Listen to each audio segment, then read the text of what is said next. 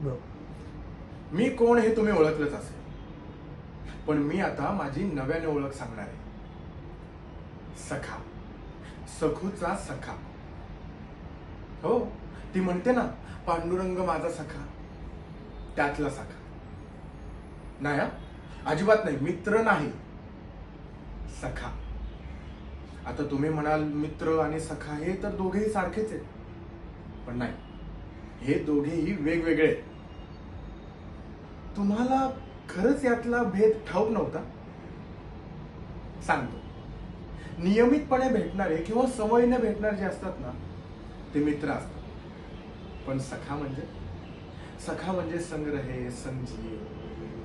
दोन मित्रांच्या मनात एकाच वेळी एकच विचार येऊ शकतो, पण सखा असणाऱ्या दोन शरीरात नुसता विचारच नाही, तर त्या दोघांची प्राणच एक असते.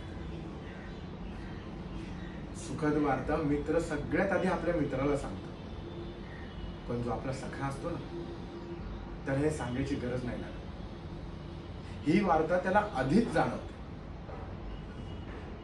मदतीला सगळ्यात आधी धावून येतो तो मित्र. पण मुळात सखा असलेल्या कोणाला भीती शिवतच नाही. म्हणून सखा, मित्र नव्हे. या नात्याचा शोधायचा नसतो उमंग, नाही कल्पायचा असतो